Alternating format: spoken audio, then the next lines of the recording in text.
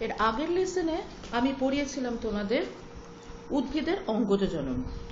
আজ আমি পড়াবো যৌন জনন। যৌন জনন হচ্ছে এমন একটা জনন প্রক্রিয়া যার মাধ্যমে দুটো ভিন্নধর্মী জনন কোষ অর্থাৎ পুংগ্যামেট এবং স্ত্রী গ্যামেট পরস্পর মিলিত হয় এবং নতুন অপত্য জীব তৈরি করে। তোমাদের সিলেবাসে সপুষ্পক উদ্ভিদের যৌন জনন আছে, আমি সেটাই এখন ডেসক্রাইব করব। দেখো এই চার্টে প্রথমে বলি সপুষ্পক উদ্ভিদের যৌন জনন বর্ণনা করতে গেলে প্রথমে ফুলের গঠনগত বিভিন্ন অংশ জানতে হবে। তোমরা ছোটবেলা থেকেই সেটা পড়েছো, তাও আমি একবার উল্লেখ করে দিচ্ছি। ফুলের একটা আদর্শ ফুলের প্রধানত চারটে অংশ থাকে: বৃতি, দলমণ্ডল, পুংকেশর চক্র এবং গর্ভকেশর চক্র। দেখো এই ছবিটাতে আমি একটু বুঝিয়ে দিই অংশগুলো। এটা একটা ফুলের ক্রস সেকশন। ফুলের ক্রস সেকশনের মধ্যে নিচের অংশটা হচ্ছে পুষ্পবৃন্ত, যার উপর ফুলটা অবস্থান করছে, ফুলের বিভিন্ন অংশ। এইটা হচ্ছে বৃতি, যার প্রতিটি অংশকে বৃত্তাংশ বলা হয়। এবং এইটা হচ্ছে দলমণ্ডল, অর্থাৎ হলুদ বর্ণের এখানে এটা হচ্ছে দলমণ্ডল। এছাড়াও থাকে গর্ভকেশর চক্র এবং পুংকেশর চক্র। আচ্ছা, বৃতি অপরিণত অবস্থায় অর্থাৎ কুঁড়ি অবস্থায় সম্পূর্ণ ফুলের অংশটাকে ঢেকে রাখে এবং সেটা অংশগুলোকে রক্ষা করে। বৃতির প্রত্যেকটা অংশকে বলা হয় বৃত্তাংশ। দলমণ্ডল হচ্ছে ফুলের দ্বিতীয় স্তবক। এটা সাধারণত উজ্জ্বল বর্ণের হয়, তার কারণ এটি যে সমস্ত ফুল ক্রস পলিনেশন শো করে অর্থাৎ ইতর পরাগযোগ দেখায়, তাদের ক্ষেত্রে বিভিন্ন কীটপতঙ্গ এবং প্রাণীদের আকর্ষণ করতে সহায়তা করে। এবং এদের প্রত্যেকটা অংশকে অর্থাৎ দলমণ্ডলের প্রত্যেকটা অংশকে পাপড়ি বা দল বলা হয়। এই দলমণ্ডল এবং বৃতি আসলে ফুলের সাহায্যকারী স্তবক। ফুলের প্রধান স্তবক যেটা ফুলকে রিপ্রোডাকশনে সহায়তা করে সেটা হচ্ছে পুংকেশর চক্র এবং গর্ভকেশর চক্র। পুংকেশর চক্রের এটা হচ্ছে তৃতীয় স্তবক। প্রত্যেকটা অংশকে বলা হচ্ছে পুংকেশর এবং প্রতিটি পুংকেশর এখানে ছবিতে দেখো দুটো অংশ নিয়ে তৈরি। নিচের অংশটাকে বলা হচ্ছে পুংদণ্ড এবং উপরের অংশটাকে বলা হচ্ছে পরাগধানী। এবং পরাগধানীর মধ্যে অসংখ্য পুংগ্যামেট অর্থাৎ পরাগরেণু হলুদ বর্ণের দেখতে পাওয়া যায়। দেখো এখানে ক্রস সেকশন করে পরাগরেণুগুলোর অবস্থান বোঝানো হচ্ছে। একদম সর্বশেষ বা চতুর্থ স্তবক হচ্ছে গর্ভকেশর চক্র। এই গর্ভকেশর চক্রের এক একটা অংশকে বলা হয় গর্ভপত্র বা কার্পেল বা গর্ভকেশর। প্রত্যেকটা গর্ভকেশর তিনটে অংশ নিয়ে গঠিত। একদম ওপরের অংশটাকে অর্থাৎ একদম ওপরে যেটা ফানেলের মতন বা খানিকটা স্পিত মতন অংশ দেখতে পাওয়া যায় তাকে বলা হচ্ছে গর্ভমুণ্ড। তারপরে নলাকার অংশটা হচ্ছে গর্ভদণ্ড এবং নিচে স্পিত অংশটাকে বলা হচ্ছে ডিম্বাশয় বা গর্ভাশয়। এবং এই ডিম্বাশয়ের মধ্যে অবস্থান করছে অসংখ্য ডিম্বক এবং প্রত্যেকটা ডিম্বকের মধ্যে থাকে ডিম্বাণু। এর পরবর্তী আলোচনা হচ্ছে পরাগযোগ। পরাগযোগ কি? ফুলের পরাগধানী থেকে পরাগরেণু একই ফুলের অথবা একই গাছের অন্য ফুলে কিংবা একই প্রজাতিভুক্ত অন্য গাছের ফুলের গর্ভমুণ্ডে স্থানান্তরিত হতে পারে এবং এই ঘটনাকেই বলা হয় পরাগযোগ বা পলিনেশন। অর্থাৎ আমরা এর উপর ভিত্তি করে এই ঘটনাগুলোর উপর ভিত্তি করে পরাগযোগকে প্রধানত দুটো ভাগে ভাগ করতে পারি। এক নম্বর হচ্ছে স্বপরাগযোগ। স্বপরাগযোগের ক্ষেত্রে কি হয়? পরাগরেণু সেই ফুলের কিংবা সেই গাছের অন্য ফুলের গর্ভমুণ্ডের ওপর পড়ে এবং একে তখন স্বপরাগযোগ বলা হচ্ছে। আর এবং কাদের ক্ষেত্রে দেখতে পাওয়া যায়? বেশিরভাগ ক্ষেত্রেই যে সমস্ত ফুলগুলো উভলিঙ্গ অর্থাৎ যে ফুলে পুংকেশর চক্র এবং গর্ভকেশর চক্র উভয়ই অবস্থান করে তাদের ক্ষেত্রেই এটা সংঘটিত হয়। ইতর পরাগযোগ। ইতর পরাগযোগ হচ্ছে যখন কোনো ফুলের পরাগরেণু একই প্রজাতির অন্য কোনো গাছের ফুলের গর্ভমুণ্ডে পড়ে তখন তাকে ইতর পরাগযোগ বলা হয়। বেশিরভাগ ক্ষেত্রে এক লিঙ্গ ফুলে ইতর পরাগযোগ ঘটে। তার কারণ একলিঙ্গ ফুলের একটি গাছে কেবলমাত্র পুংপুষ্প বেশিরভাগ ক্ষেত্রেই, এবং অন্য গাছে স্ত্রী পুষ্প, কিংবা একই গাছের একটা ফুলে স্ত্রী পুষ্প এবং অন্য ফুলে পুংপুষ্প উৎপন্ন হয়। সুতরাং একই ফুলে কিন্তু পরাগযোগ হওয়া সম্ভব নয়, যেহেতু আইদার পুংকেশর চক্র কিংবা গর্ভকেশর চক্র সেই ফুলগুলোতে অবস্থান করে। ইতর পরাগযোগ উভয়লিঙ্গ ফুলেও ঘটতে পারে। দেখো এখানে চিত্রের মাধ্যমে বোঝানো হয়েছে স্বপরাগযোগ এবং ইতর পরাগযোগ। স্বপরাগযোগ প্রথম কেস এটা, সেটার ক্ষেত্রে দেখো একই ফুলের থেকে সেই ফুলের মানে পরাগরেণু সেই ফুলেরই গর্ভমুণ্ডে স্থানান্তরিত হয়েছে। আবার আর এক ধরনের স্বপরাগযোগ দেখো, একই গাছের এক ফুল থেকে অন্য ফুলে পরাগ গর্ভমুণ্ডে স্থানান্তরিত হয়েছে। এবার ইতর পরাগযোগের চিত্রতে দেখো একটা ফুলের পরাগ রেণু অন্য গাছের সেই প্রজাতিরই অন্য গাছের অন্য ফুলে স্থানান্তরিত হয়েছে। ইতর পরাগযোগের উদাহরণ তাল, পেঁপে, লাউ ইত্যাদি। এবার আমরা স্বপরাগযোগ এবং ইতর পরাগযোগের সুবিধা অসুবিধা নিয়ে আলোচনা করব। বিভিন্ন বৈশিষ্ট্যের উপর ভিত্তি করে এই আলোচনাটা আমরা করব। প্রথমে হচ্ছে বাহকের প্রয়োজনীয়তা। অবশ্যই যেহেতু স্বপরাগযোগের বাহকের কোনো প্রয়োজনীয়তা নেই, সেই জন্য বাহকের উপর নির্ভরশীলতা নেই। বাহকের উপর নির্ভরশীলতা নয়, সুতরাং এটাকে আমরা একটা সুবিধা বলেই গণ্য করতে পারি। আর অসুবিধা হচ্ছে যেহেতু এটা বাহকের উপর নির্ভরশীল নয়, সেজন্য অন্য ফুলে স্থানান্তরিত হতে পারে না, সেই জন্য নতুন কোনো বৈশিষ্ট্যের সঞ্চার হওয়া সম্ভব নয়, যার জন্য উদ্ভিদ দুর্বল প্রকৃতির হয় এবং প্রতিকূল পরিবেশের সঙ্গে মানিয়ে নিতে পারে না। এবার ইতর পরাগযোগের সুবিধা এখানে বলেছে ইতর পরাগযোগের বাহকের প্রয়োজন হয়, এটা সেইভাবে সুবিধা মানে হয়তো সেইভাবে সুবিধা বলা যায় না, তার থেকেও বলা উচিত বাহকের প্রয়োজনীয়তাটা অসুবিধাটাই অনেক বেশি। যেমন ইতর পরাগযোগে বাহকের উপর নির্ভরশীলতার জন্য অনেক ক্ষেত্রে এটা আনসার্টেন বা অনিশ্চিত হয়ে পড়ে, অর্থাৎ বাহক যদি ঠিকঠাক মতন স্থানান্তরিত না করে সেক্ষেত্রে কিন্তু পরাগযোগটা অনিশ্চিত হয়ে পড়ে। আর দ্বিতীয় অসুবিধা যেটা, সেটা হচ্ছে বাহক যেহেতু স্থানান্তরিত করে সেক্ষেত্রে পরাগরেণুর প্রচুর অপচয় ঘটে। এবার হচ্ছে অপত্যজীবে নতুন বৈশিষ্ট্যের উদ্ভব। যেহেতু একই প্রজাতির ফুলের পরাগের জন্য সুবিধা বলছি, প্রথমে একই প্রজাতির ফুলের পরাগযোগের জন্য প্রজাতির বৈশিষ্ট্যটা রক্ষা পায়, অর্থাৎ বংশানুক্রমে একই ধরনের বৈশিষ্ট্যগুলো বজায় থাকে। আর অসুবিধা হলো এই একই রকম বৈশিষ্ট্য সম্পন্ন হওয়ার জন্য, অর্থাৎ নতুন কোনো বৈশিষ্ট্য সম্পন্ন উদ্ভিদ উৎপন্ন হয় না, 1 নম্বর। আর 2 হচ্ছে দুর্বল প্রকৃতির অপত্য জন্মগ্রহণ করে, অভিযোজন ক্ষমতা বংশধরদের অনেক কম হয়, সহজেই জীবাণু দ্বারা আক্রান্ত হয়, অঙ্কুরোদ্গমের ক্ষমতা হ্রাস পায় এবং তাদের ইমিউনিটি অনেকটা কম হয়, অর্থাৎ অনাক্রাম্যতা অনেকটা কম হয়। এবার ইতর পরাগযোগের সুবিধা। প্রথম সুবিধা হচ্ছে ইতর পরাগযোগের নতুন বৈশিষ্ট্য সম্পন্ন উদ্ভিদের আবির্ভাব ঘটে, যার জন্য প্রতিকূল পরিবেশে সেই সব উদ্ভিদগুলো খাপ খাইয়ে নিতে পারে, উন্নত মানের ফল এবং বীজ উৎপন্ন হয় এবং তাদের ইমিউনিটি বা রোগ প্রতিরোধ ক্ষমতা অনেক বৃদ্ধি পায় এবং অঙ্কুরোদ্গমের ক্ষমতাও অনেক বৃদ্ধি পায়। আর অসুবিধাগুলো হচ্ছে বিভিন্ন প্রজাতির ফুলের মধ্যে পরাগযোগের ফলে এদের যে বিশুদ্ধতা, অর্থাৎ তাদের নিজের যে ক্যারেক্টারগুলো, সেটা সবসময় সংরক্ষিত হয় না এবং জনিত্রীর বৈশিষ্ট্য তার জন্য নিয়ন্ত্রিত হয় না। এবার পরবর্তী আলোচনা হচ্ছে বাহক, অর্থাৎ ইতর পরাগযোগ সবসময় কোন একটা বাহক অর্থাৎ এজেন্টের উপর নির্ভর করে। সেই বাহক প্রাণীও হতে পারে বা প্রাণী ছাড়াও অন্য কোনো প্রাকৃতিক এজেন্টও হতে পারে। অন্যান্য প্রাকৃতিক এজেন্টের মধ্যে যেমন পড়ে বাতাস এবং জল। এই ছকের মধ্যে আমরা আলোচনা করব যে বাতাস এবং জল এরা কোন কোন ফুলের পরাগযোগ ঘটায় এবং সেই সব ফুলের অর্থাৎ বায়ুবাহিত বা জলবাহিত যে সমস্ত পরাগ রেণুগুলো, যেসব ফুল, তাদের বৈশিষ্ট্যগুলো কি কি। প্রথমে আসি বায়ু।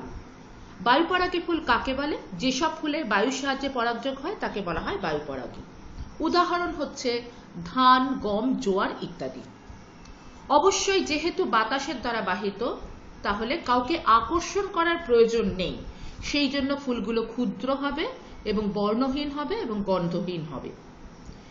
পরাগরেণুগুলো যাতে বাহিত হতে পারে সেই জন্য পরাগরেণুগুলোকে হালকা হতে হবে, অত্যন্ত ক্ষুদ্র হতে হবে এবং মসৃণ হতে হবে, যাতে সহজেই বাতাসে ভেসে বেড়াতে পারে।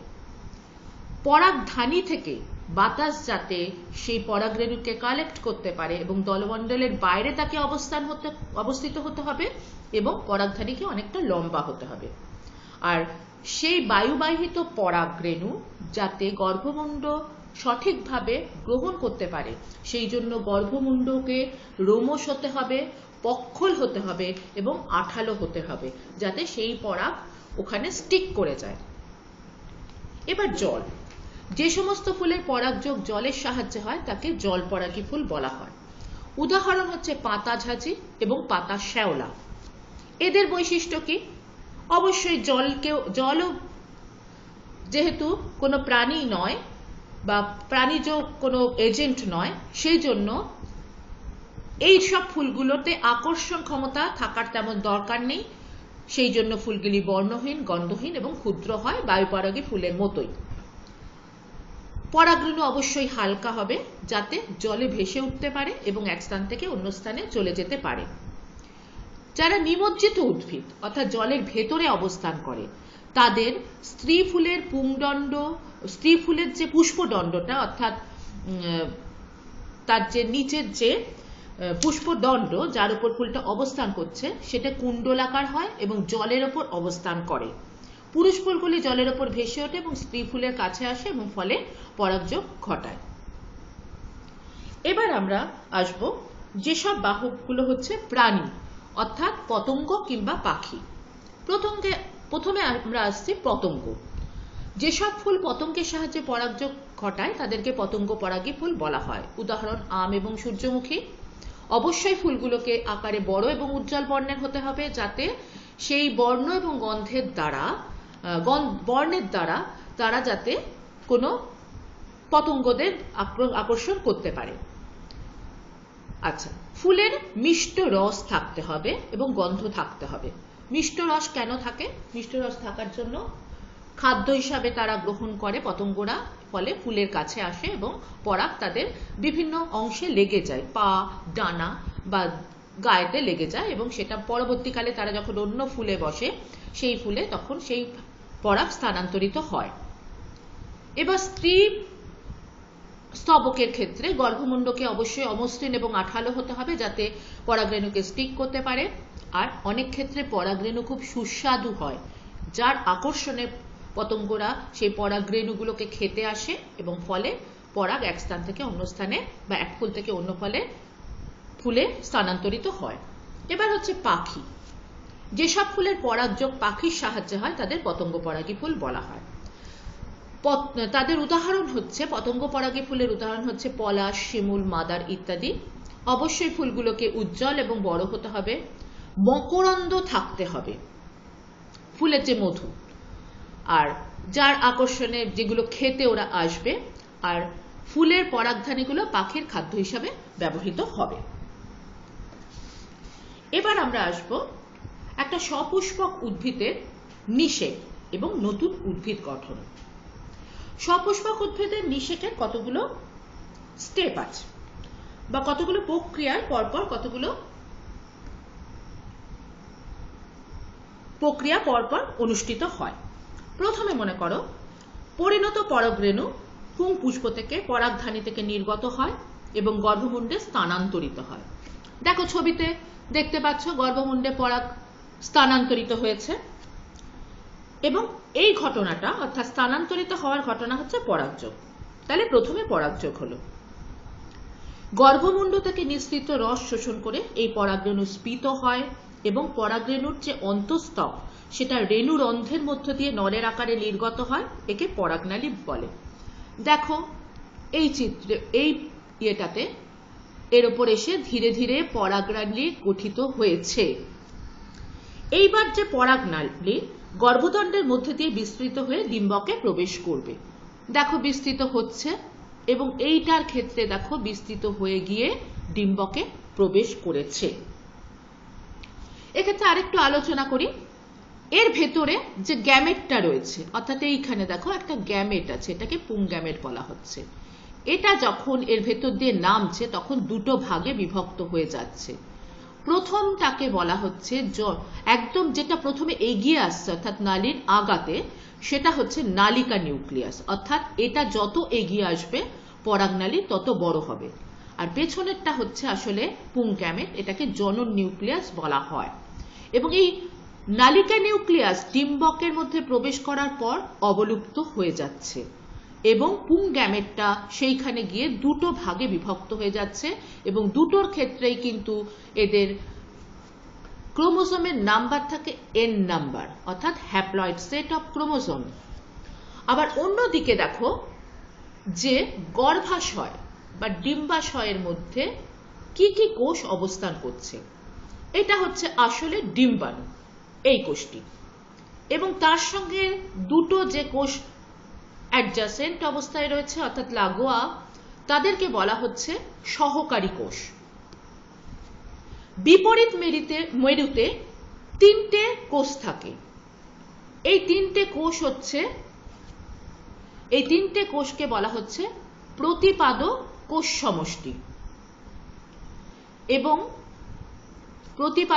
সমষ্টি এবং মাঝখানে থাকছে নির্ণীত নিউক্লিয়াস। নির্ণীত নিউক্লিয়াস আসলে ডিম্বাণুতে প্রথমে বলি n নাম্বার অফ ক্রোমোজোম থাকছে।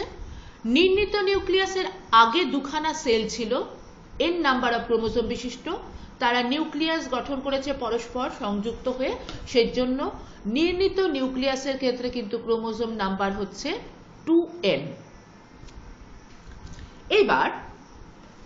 এইবার যে দুটো পুংগ্যামেট আস্তে আস্তে এর মধ্যে প্রবেশ করছে ডিম্বাশয়ে, তার মধ্যে একটা নিষিক্ত করছে ডিম্বাণুকে এবং অন্যটা নিষিক্ত করছে নির্ণীত নিউক্লিয়াসকে। তা ডিম্বাণু n নাম্বার অফ ক্রোমোজোম বিশিষ্ট এবং পুংগ্যামেট অর্থাৎ পুংগ্যামেটও n নাম্বার অফ ক্রোমোজোম বিশিষ্ট, অর্থাৎ ডিম্বাণু এবং পুংগ্যামেট মিলিত হয়ে জাইগোট ফর্ম করছে সেটা কিন্তু 2n নাম্বার অফ ক্রোমোজোম বিশিষ্ট।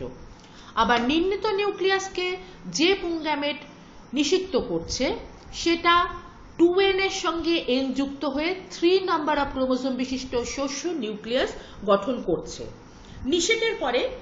নিষেকের পরে বীজ গঠন করছে ডিম্বক এবং ডিম্বাশয়টি বৃদ্ধিপ্রাপ্ত হয়ে ফল গঠন করে।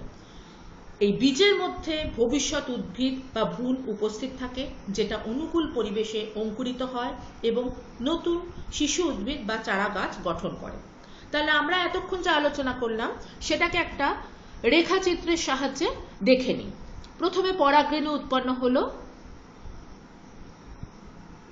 পুংকেশর চক্রের মধ্যে পরাগধানীতে।